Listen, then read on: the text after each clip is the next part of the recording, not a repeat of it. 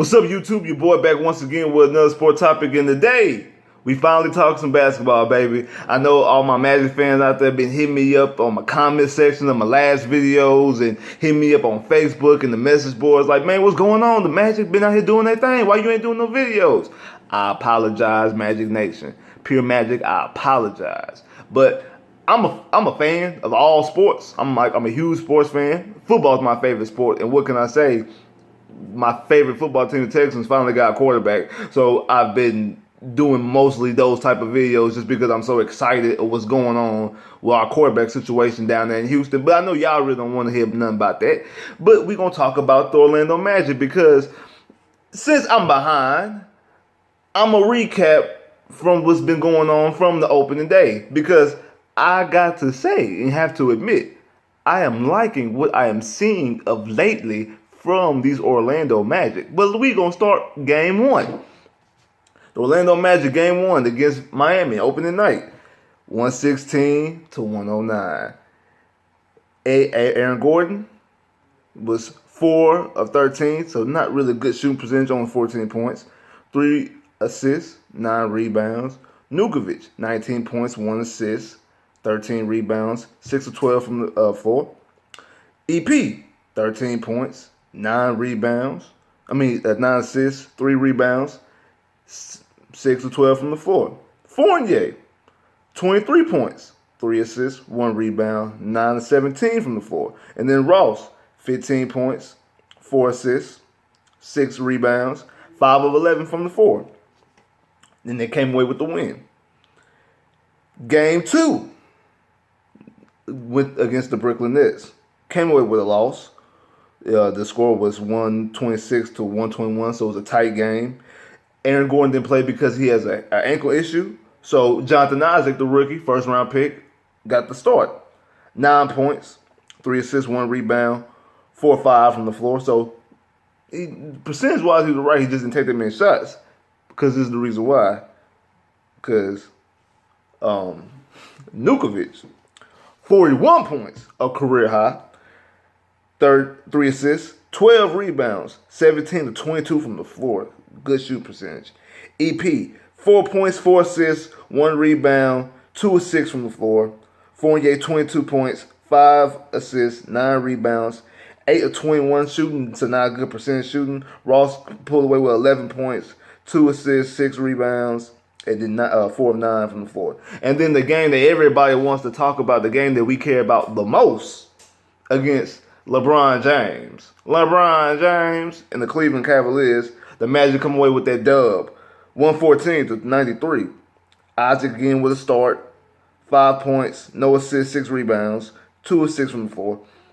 Nukovic, 23 points, 5 assists, 7 rebounds. I was just about to say he's getting back to his averaging double-double, but it's still come out to him averaging a double-double. He walking double-double, which he was been in years prior. Last year, kind of fell off a little bit as far as the double-double. But it seems like we lit a fire under Nukovic. I don't know if it's the way they're coaching him, what's going on. But Nukovic came out the ball this year.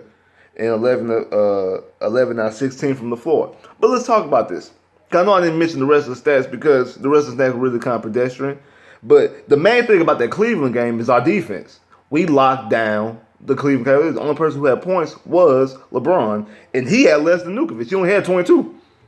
So we were able to neutralize the Cleveland Cavaliers, who more than likely will win the East this year. We were able to neutralize them and able to play good defense. Now, I know it's just one game. It's not regular. It's just a regular season game. It's not a playoff game. It's not a game 7 or nothing like that. It's not the NBA Finals. It's just a regular game in the middle of October. End of October, rather.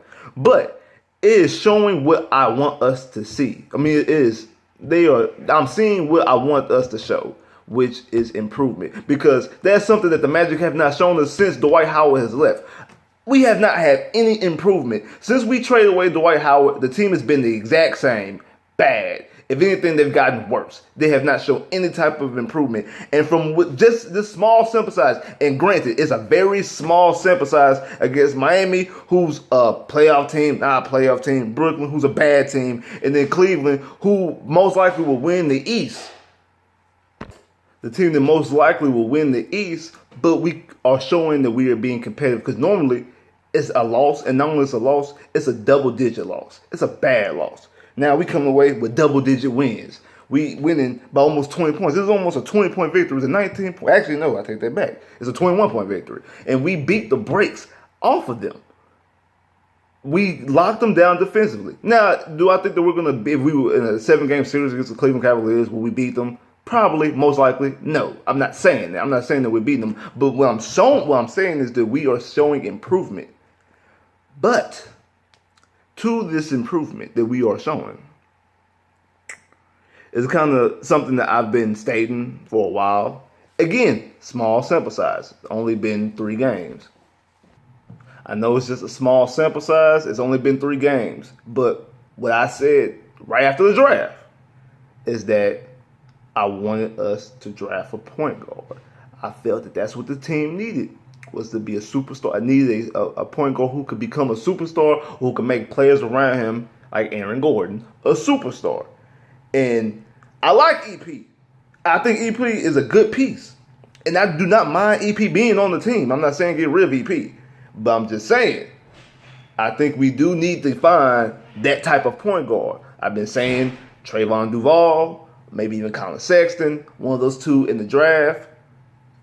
I'm just putting it out there. Again, it's a small sample size, but 13, 4 points, 4 assists, 4 points, 4 assists, 1 rebound, 13 points, 9 assists, 3 rebounds, which is okay. I'm not seeing it out of EP as far as being that dude. Now, is he a quality player? Yes. Lockdown defender? Yes. But he's not a guy who makes his teammates better. He's not a guy who's going to be out there and be just a scoring machine. We already know that. We know he's not going to be a scoring machine. And I'm cool with him not being a scoring machine. But he's not a guy, I think, that makes people better around him. I don't think he makes his players around him better. And I don't know if I can't tell you if Trayvon Duval or Colin Sexton makes they people around them better, but I do think that they can transition into being star level players. That's the reason why I wanted us to draft Dennis Smith in the draft. I think Dennis Smith is the same way. I think he can transition and become a star player. He can be a lightning rod. He can be a guy who attracts free agents. He can be a guy who make people around him better. I don't think EP's that dude. Because, I mean, you see what the Thunder are doing, what the Rockets have to do. You see teams out here trying to make moves to get superstars onto their team because that's how you win. You win with superstars. That's how you win championships with superstars. That's how you get into the conversation, is with superstars. And as of right now, as the way this team is constructed, they don't have one.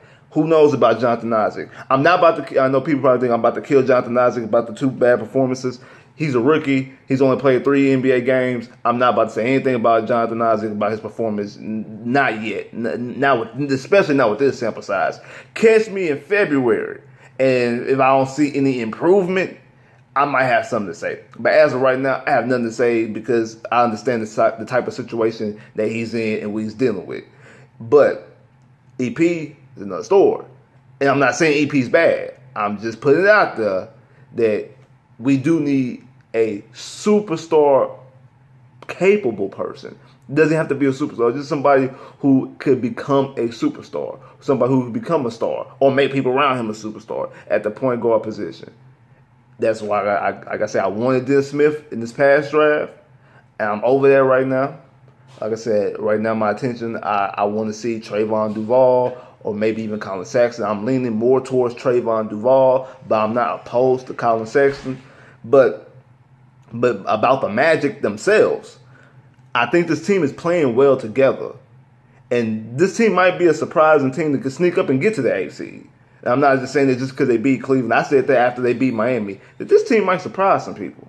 This team actually might be one of those sneaky good teams that's competitive and can get, especially dealing with the East, can get into an 8th or maybe possible 7th seed. And maybe get their asses handed to them when they get into the playoffs. But hey, just give me that. Because like I said, I want to see some improvement. Because that's something we have not seen since we got rid of D12. But like, share, subscribe if you haven't. Comment below if you haven't clicked that bell to get more videos. Again, Magic Nation, I'm sorry. But I promise you, I'm gonna be doing more Magic videos. The season's kicked up. I'm gonna be doing more Magic videos, especially because what I've been seeing, I like what I see. I'm definitely gonna be doing more videos. I might not get the video game after game because they might play back to backs or two games in a 3 day period, something like that. I won't be able to do game after game, but I'll at least be able to do weekly analysis and breakdowns of what's been going on. And trust me, I will break down all the previous games that I haven't broke down yet. So like, share, subscribe, comment below if you haven't clicked that bell to get more videos. I holla. Tell your people about me. Give me some more subscribers. I holla.